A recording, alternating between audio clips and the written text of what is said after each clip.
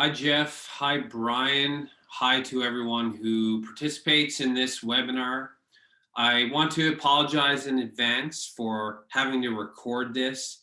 As you know, this hockey season has been tremendously challenging and ice times end up getting changed. And unfortunately, the time that I agreed to do this, my team's ice time got changed to the same time. So here I am recording. Nonetheless, I hope you take some value away from what I'm going to talk to you about today. So to start, I want us to think a little bit about the idea of influencers. And I believe that in the context we are talking about, there are two influencers in a player's development. And the first is programming, and the second is coaching. So, to begin the session, I want you to take a few minutes and think about those two. So, first, programming means designing practices, drills, or systems of play. Coaching means how to teach for skills or systems of play, retention and execution of those things, the focus of your athletes, and communicating effectively. So now that we know those two things, my first question about them would be, which of these two influencers would you be more comfortable delivering a presentation to 100 peers? So do you think you would be more comfortable discussing how to design a practice? Or would you be more comfortable discussing things such as how to communicate effectively with your athletes, or how to teach to ensure your athletes retain what you are teaching? And the second question is, which of the two influencers, coaching or programming, do you think you spend more time engaged with each day in your coaching practice?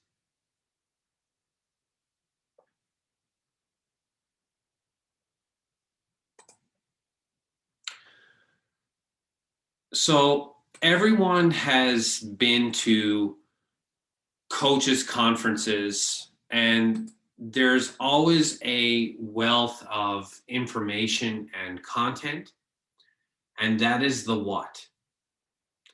But in a profession that in its most rewarding form is teaching, I do believe it is teaching, there is very little in the way of how, and that is the intent of the content that you would like your athletes to know.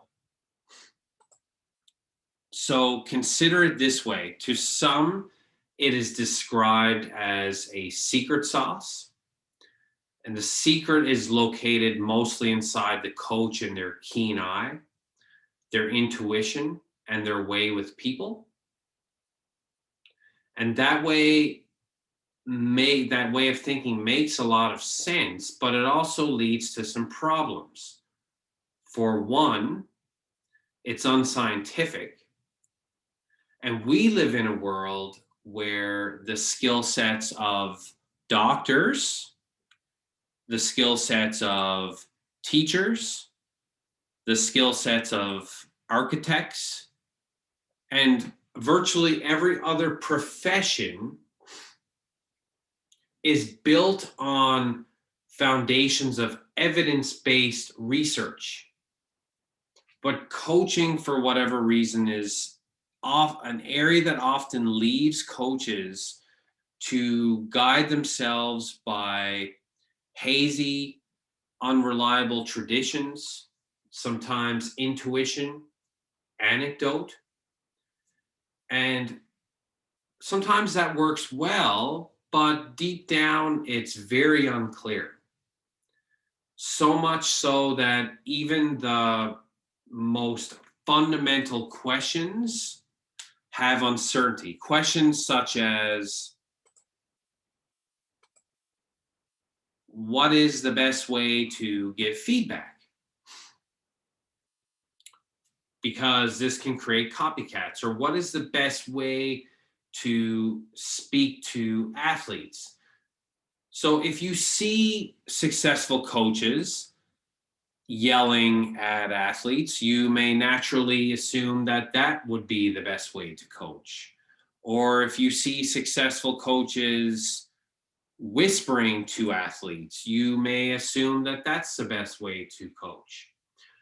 Or if you see coaches butting up to their athletes, you might assume that they're right.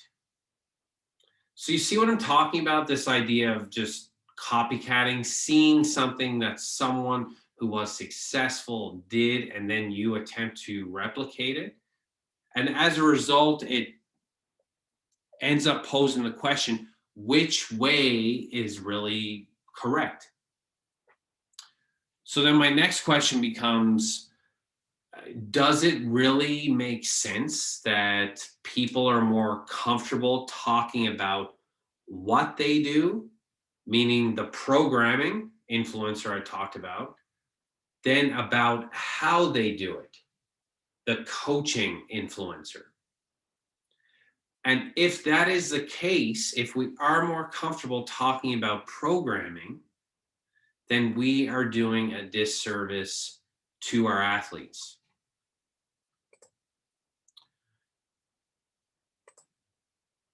So first, I just want to briefly run over the things we will discuss today. First is why we are here. I think anyone who watches this wants to be a superior coach. Second, we want to optimize the learning of our athletes. Even if we're just talking hockey, we are still attempting to optimize how they learn. And number three is maximize the results of our athletes. If you, the coach, can understand how people learn, you can have a high level of influence daily, in and out, when your players are with you and when they leave. Second is the what.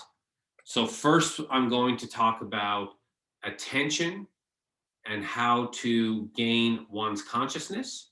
And number two, I'm going to talk about memory and how much information can be processed during a learning opportunity. And for the purposes of this session, I'm going to denote a learning opportunity as a practice or even a game. And lastly, how I'm going to provide some practical strategies for which you can give information to your players while still having a secret sauce of coaching, but doing it using methods that are backed by science in a more efficacious way so your athlete actually learns. So let's start with attention, as I mentioned. And attention is the mechanism by which our brain registers information. So I would imagine if I was to go into anyone's arena dressing room, every time you, the coach, open your mouth and say something to your team, I would think that you would hope that the information is heard and then understood by your athletes. But only once it is heard can then the athlete potentially apply it. So you have to get the message in, but the more important part here is the quality of what you got in. And did you actually achieve the message you were trying to get across? So when it comes to attention, you need to capture, keep, and direct it. So you must be cautious about proximity, and proximity in the sense that just because players are around you does not mean they are taking in what you are showing or saying. Another example of this is airline flights. Obviously, we probably have not been on many in the past year, but I want you to think back to some of the previous flights or any flights you've ever been on. One thing that is for certain that will happen on a flight is that you will receive a safety briefing. So I'm going to pick on Air Canada for a second. And I'm going to pick on Air Canada because, as I've illustrated, just because people are around, Air Canada has made the assumption that people are paying attention to the safety briefing. But because attention is a limited capacity resource, you need to consider your audience and how to make your message interesting for them. If anyone has ever been to New Zealand, Air New Zealand is a company who does not assume proximity equals learning and attention. They actually change their safety demonstration videos twice per year and incorporate stories about teams or people or movies from New Zealand because it's creative, the brain craves novelty, and it is far more interesting to watch than the same video that has been sitting on a seat back for 5 to 10 years. So they really understand the essence of capturing, keeping, and then directing the attention of the passengers. I'd really recommend checking them out on YouTube. There's actually some pretty awesome ones, and they're really engaging and funny.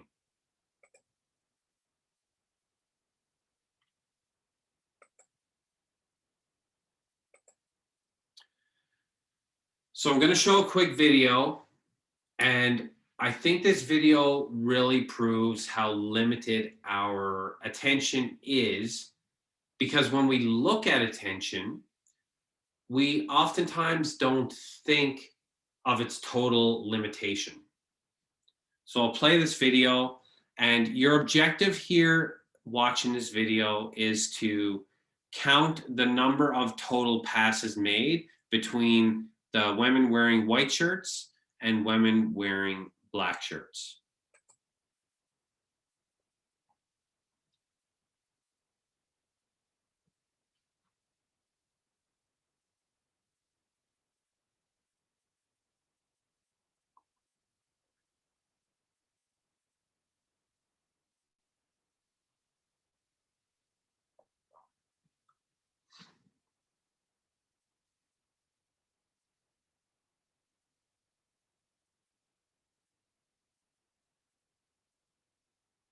Okay.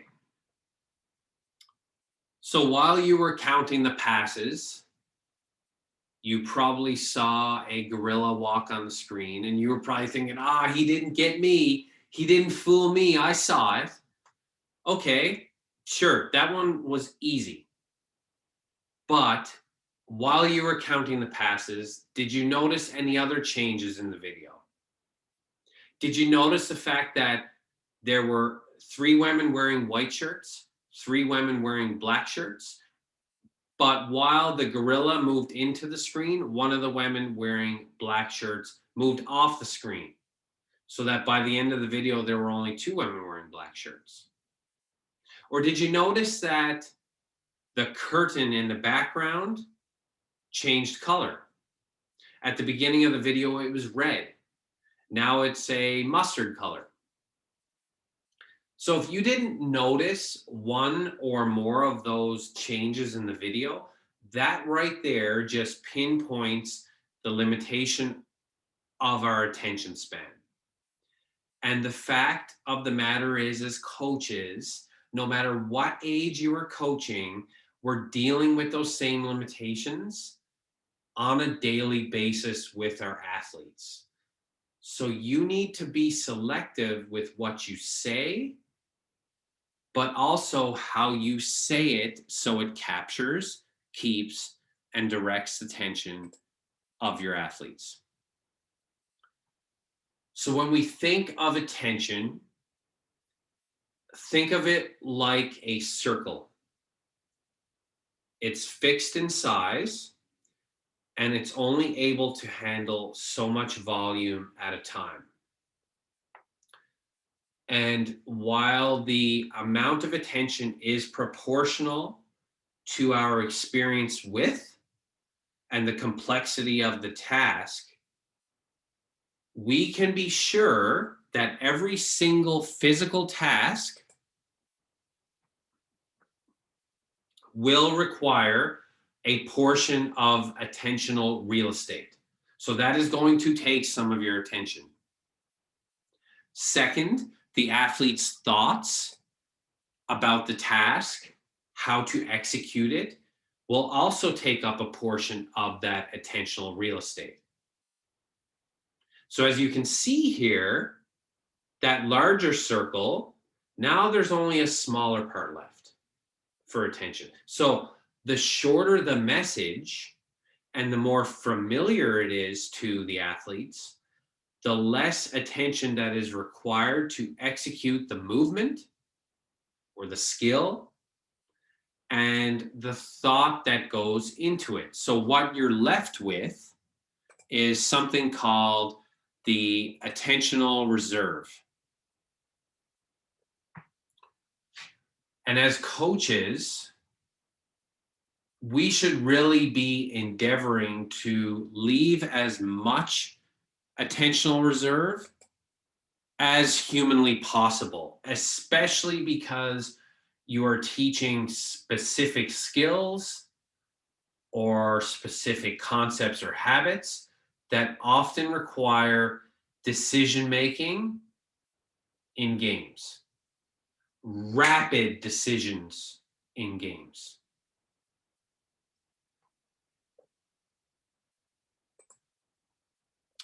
So just like you periodize and prioritize your seasonal plans, you have to do the same thing with your information and instruction that you deliver to your athletes.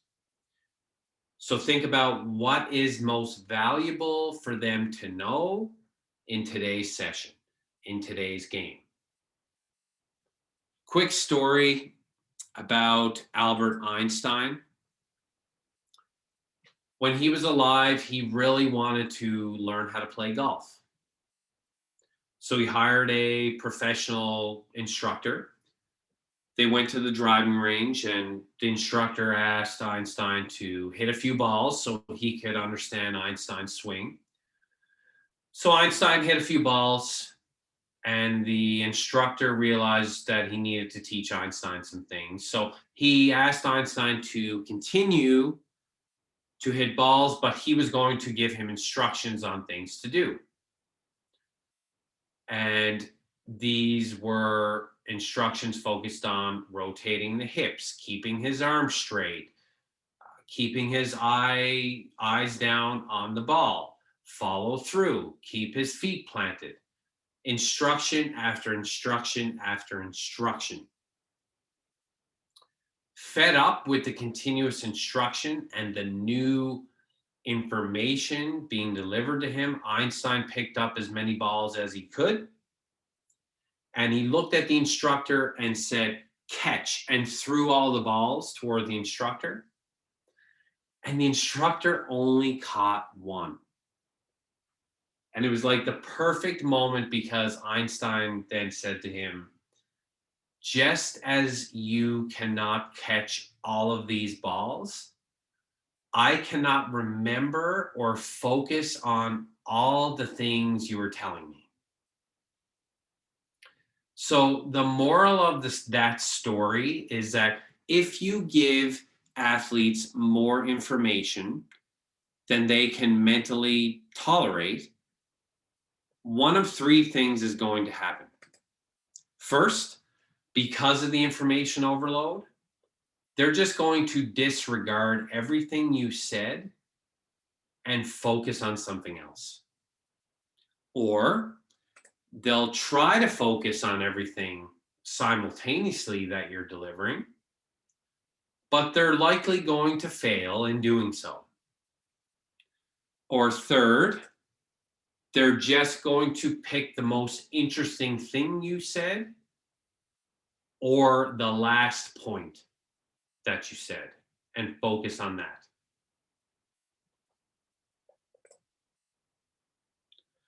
So from now on, remember that attention is a limited capacity resource.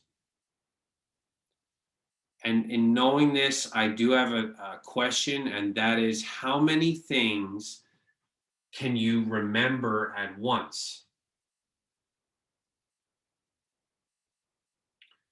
And while you're thinking about that, I'll tell a quick story. In 1956, Bell Labs consulted with a Harvard professor about how to develop phone numbers. And the reason behind that was they wanted to make phone numbers the maximum length of items that a person could remember off the top of their head.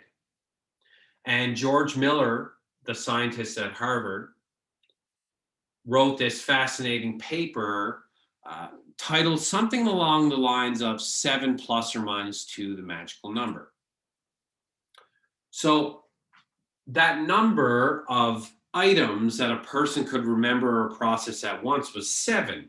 And that's why phone numbers were initially developed as so before area codes.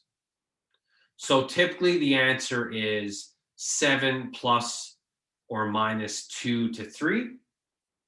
But research, contemporary research is showing that we can really only remember information if it is slotted into 3 chunks.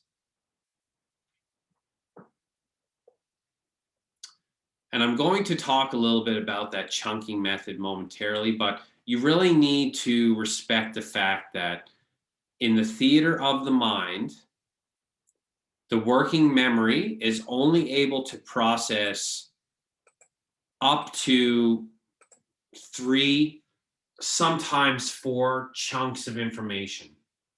The more chunks you start to add, the more difficult it's going to be for your athletes to remember everything that you're talking about.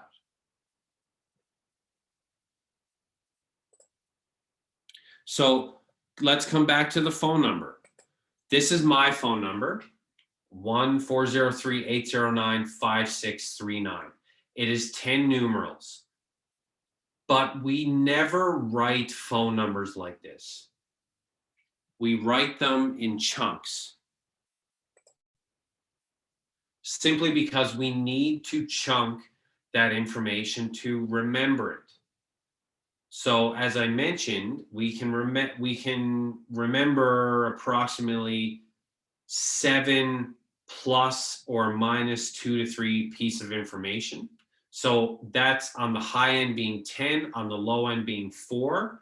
But if you really want to get to that high end of 10 small piece of information, you need to slot it into 3 to 4 chunks. So take a look at that bottom phone number. If we exclude the 1, 403 is 1 chunk, 809 a second, 5639 is a third. That is 10 pieces of information. And phone numbers have been around for, as I mentioned, 60 plus years. So we call people or text people on a daily basis, and intuitively we know that phone numbers are chunked as so, but how often do we actually respect that? One, we are limited by our attention, but now we know that we are limited by our memory. This is a really interesting clip that I found Claude Julien talking about this very this idea of chunking information when he was with the Boston Bruins. Have a quick listen. At the NHL level, for example, we may give 3 or 4 keys to the game, not 10 or 12, because by the time you get to the 10th or 12th one, they've forgotten the first 4.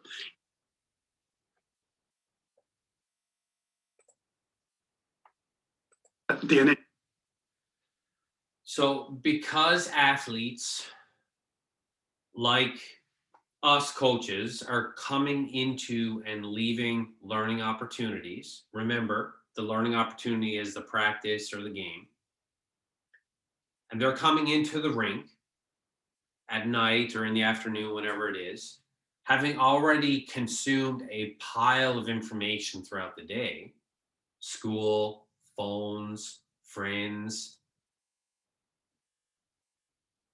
The minute that new information enters the working memory, one of the 3 to 4 chunks of information that you potentially taught that day will gradually be removed after the session, because they're going to consume more information after the session. So one of those 3 to 4 things is going to be removed unless they deem it as important, interesting, or if you repeat it the next time they come back to you. So think of it like this. As I mentioned, only 3 to 4 major chunks of information in a learning opportunity. So let's say you worked on 4 different concepts in a practice. Whatever it might be, you decide. Let's say maybe one of them was power play, another was penalty kill, and a third was face-offs. Okay? And then somewhere within there you were throwing in a specific skill concept that you wanted your players to use throughout every single drill. So you have those 3 concepts, you might have that skill in there as well. After day 1 of you teaching that, a player may lose up to 80% of what you taught. Okay, so first, I want you to think about day 1 you taught it. The player is going to know as much as he knows or she knows, and that is going to be very different based on the person. It could be based on the way they learn. It could be based on whether they thought it was interesting. So every single athlete leaving that rink that day is going to have a varying degree of how much they remember. But the important part here is that once they leave that rink, they will begin to forget what you taught.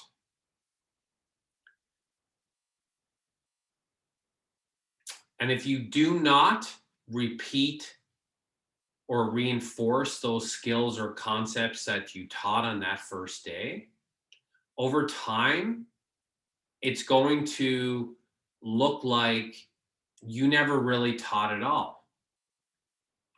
So let's think about this. If you never repeated it after day 1, by day 7, the athletes could have lost up to 85% of that information.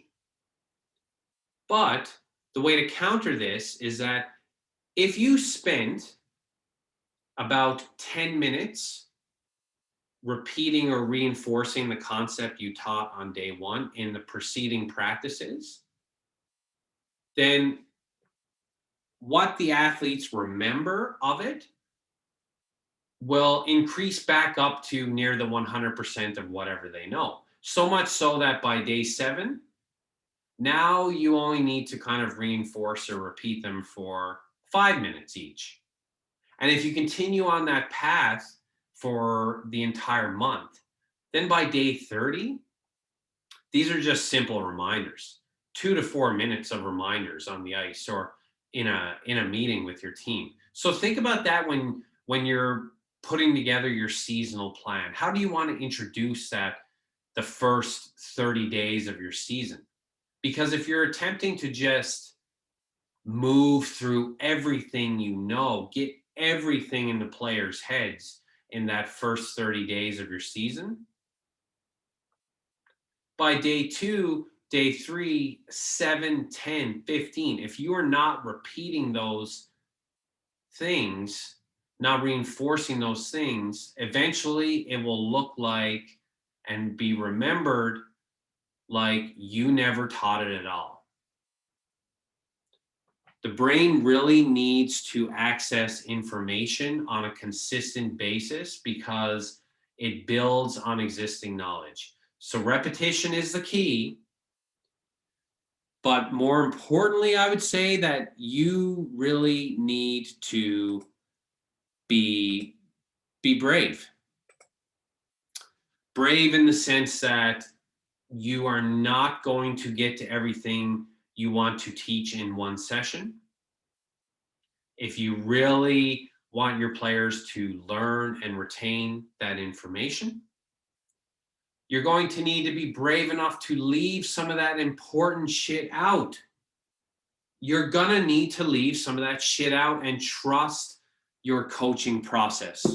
So if you're willing to be brave as a coach, because I'm sure you asked your players to be brave, to have courage, think about setting up the beginning of your season or practice plans in this fashion. Take a blank sheet of paper, draw a line down the middle, and you're going to have 2 columns. On the left side, you write what's critical. On the right side, you write what is important. So the critical items are the things that you absolutely believe your team cannot live without. The things that you believe your team needs to do or your athletes need to do to be successful. So think of that practice whiteboard I had. Here are your 3 to 4 concepts that you plan to teach at the beginning of the season or in your string of practices, with some smaller pieces of information being the principles below. As we remember, we can remember 7 plus or minus 2 to 3 bits of information. And then on the right side, write down everything else that you think is important, but you can live without, in the sense that we really need to focus on these 3 to 4 things, and these other important things, we will get to them. But we really need to be exceptional in these 3 to 4 critical areas first. Or you, the athlete, to be successful, really needs to focus on these 3 to 4 critical areas first before we get to that other stuff. So to prime you for what's to come, I'm not going to provide much more science. It's going to be focused more on practical strategies. And when I speak of priming, I always like to ask coaches whether they believe that athletes can be primed to be more effective in receiving information. So can you prime them to be ready for a meeting, be ready for a practice, to listen to you, to understand you? And the answer to that is simple. You better believe it, because the brain, although it loves novelty, although it builds on previous or existing knowledge, it loves predictability. So think about yourself at the rink.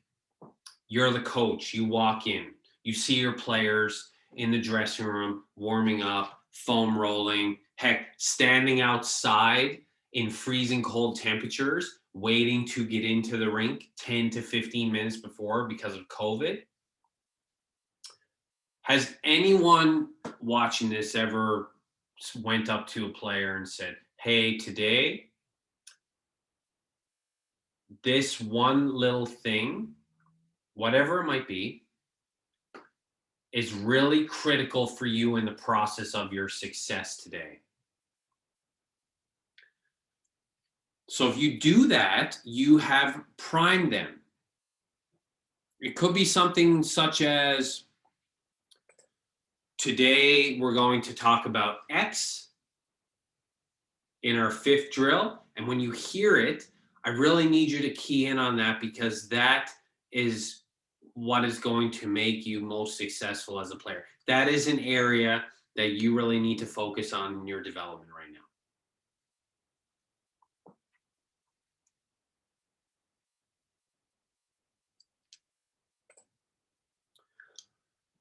Second, you prime your athletes by giving them minor pieces of information to be ready to receive information.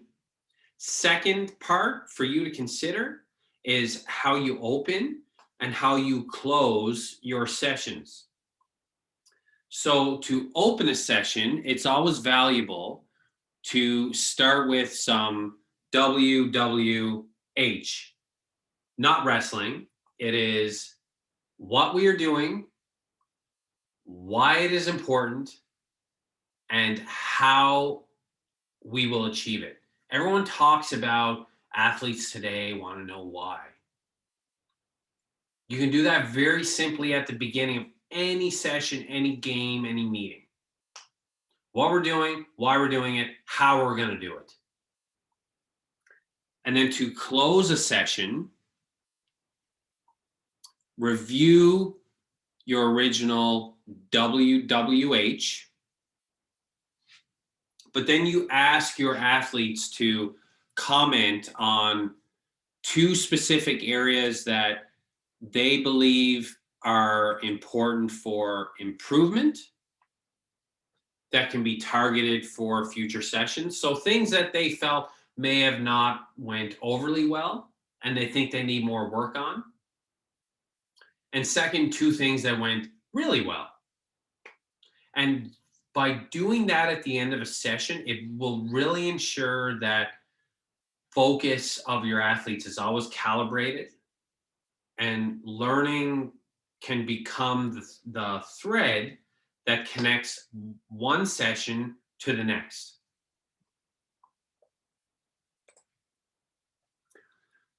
And when we think of connecting one session to the next, I feel very comfortable in saying that any coach out there can take on an athlete and make them better when they are directly in front of us out on the ice. And we often assess our effectiveness in terms of the improvement we see in that session. So just think about it. Athletes not doing something correctly, you correct them, and then on their next rep or 2, they make that correction, and you say, good job, yeah, that's it, that's how you do it, and then you skate away, thinking that they got it, I taught it. I'm here to tell you that a change in performance in one session or right in front of you is not the equivalent of a change in learning. And as a coach, you really need to be cautious of this, not to assume that the change that you just saw in front of you is indicative of sustained athlete-owned changes in the future. You should be more focused on the 24 hours or after you have taught the athlete. That's how you should grade your teaching ability. Whether the athlete can come back to you in 24 hours, 48 hours, 72 hours, and remember what you taught and execute it. So think about that the next time that an athlete's not doing something correctly or they need some feedback. You give it, they execute it. Yeah, sure, you might want to tell them that they're doing it right, sure. But don't skate away and think that you did your job. Your job is the next 24, 48, 72 hours. And the best way to know whether your teaching worked or to grade your teaching ability is silence. So what I'm talking about is silence sets. So think of that next session. You taught something on day 1, and then your next session maybe is on day 3. So, and you really want to know whether the athletes can do what you taught on day 1 on day 3. Rather than immediately reminding the athlete of the cues to success or how to execute the skill or the system during the next session, just employ some silence in your method, silence sets. And this is where, yeah, you have your practice plan ready. You may need to discuss what the drill is, but don't say anything in those first couple reps. Like, let everyone run through it once or twice, and you just observe them performing it. And this is the best way for you to know whether your ability to communicate, teach, and design an effective session will be on display, because the evidence for that is simply going to be built into the behavior, the movement, and the performance of your players in that sequence. You'll know whether they can do it or not. You'll know whether you taught it right or not if they go out there and they do it appropriately. If they're not, well, then you need to consider what's the missing link here. Is it coaching? Is it programming? And readjust.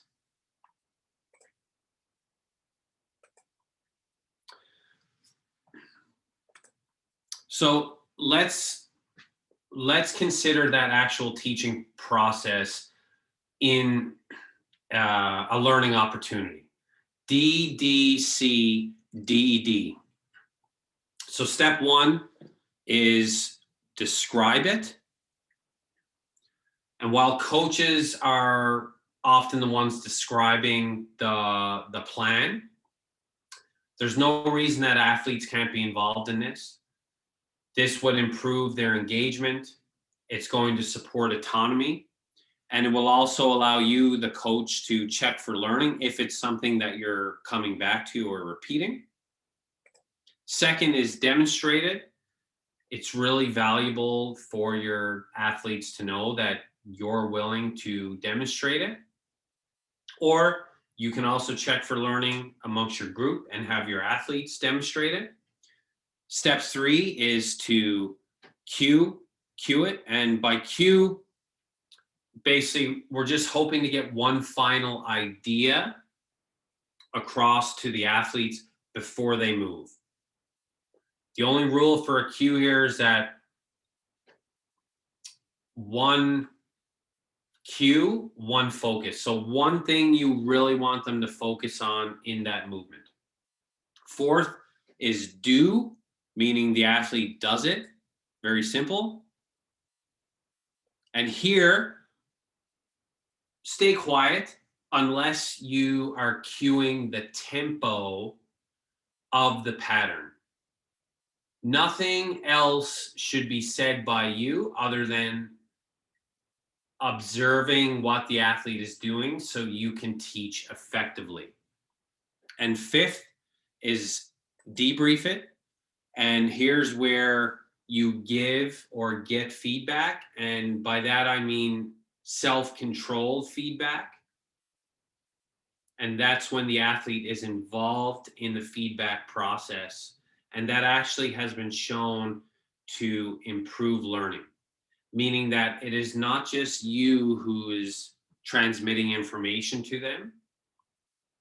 You should be asking them questions to prompt self-awareness, to help engage them in their own learning process, so that if they are on their own and they're working on something you taught, they will have some kind of awareness of when it's done right versus when it's done wrong. Now that's for youth hockey players. If you're working with elite players, you might be able to completely skip the describe and demonstrate portions of this cycle and just go right to the cue, do, debrief. It's all very contextual.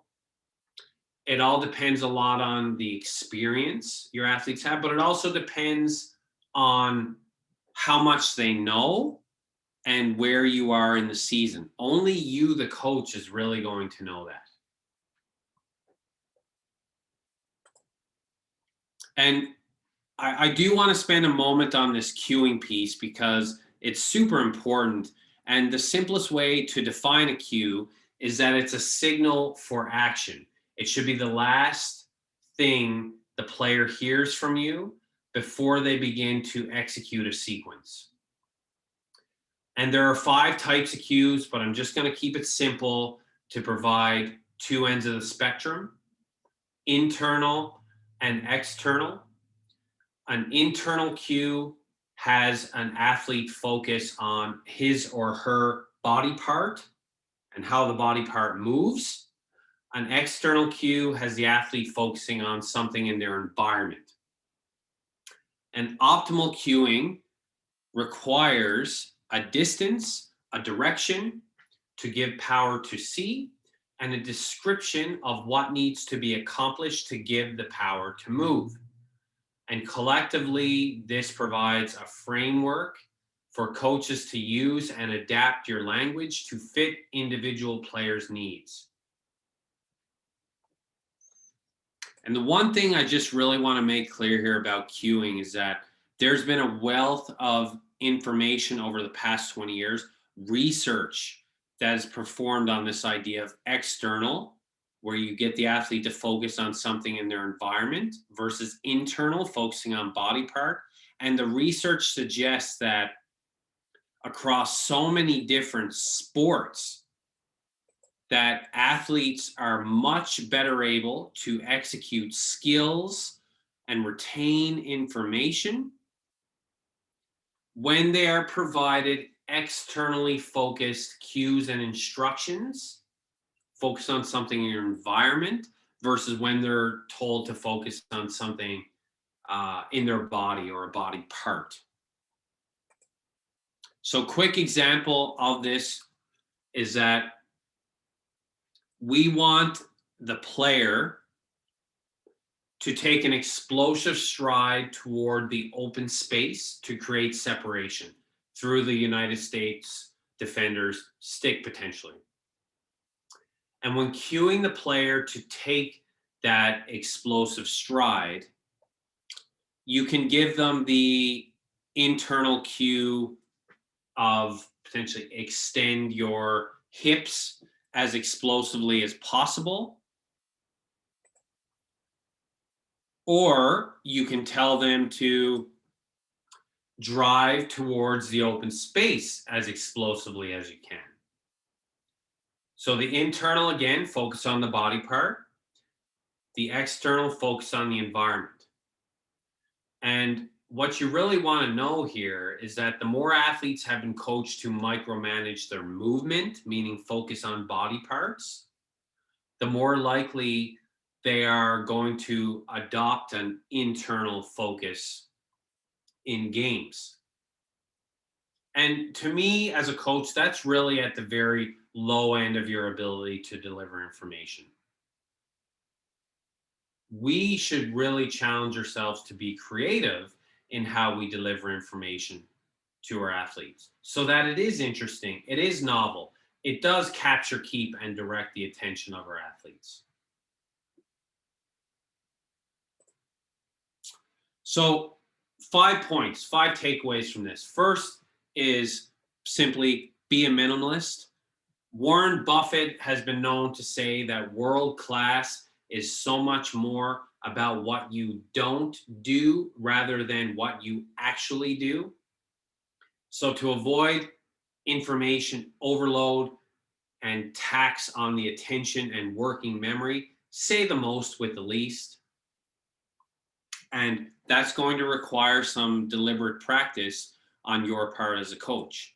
Second, be a communication athlete and use language that is memorable and interesting to your athletes. And you can start the learning process by priming your athletes to be engaged with you. Third is the right level of session variability will encourage deeper learning. It has to be more than one time and more than one way because experts reduce variability in outcomes by increasing variability in their process. Fourth, provide feedback and enforcement on provide feedback and reinforcement on the process, not on the person, but do it after the rep has been completed, not during, unless you're cueing tempo. And lastly, involve the player in the feedback process. Ask them questions to promote self-awareness. Because we can argue this point all we want, but if you're engaging with an athlete to instruct them on something, you really are teaching them something in this rewarding form of coaching. And coaching really means that you are responsible for creating the conditions for learning.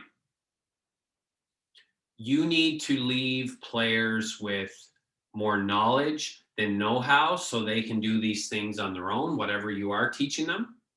So if a player is struggling, you need to identify, is it a coaching thing? Is it a programming thing? So you can adjust your language, your practice plan. Because at the end of the day here, as coaches, we should never just be transmitters of information, but we should be architects of an optimal learning environment on a daily basis. So again, really apologize for not being able to do this live. It was a bit challenging to do it not in front of everyone. I usually like to ask a lot of questions and engage with people, but here is my contact information. Please call, please text, email, whatever you want to do. I love engaging with coaches, talking about this stuff, debating it, because it's such a uncharted territory in the coaching realm. So please do not hesitate to reach out. Thank you so much for engaging today.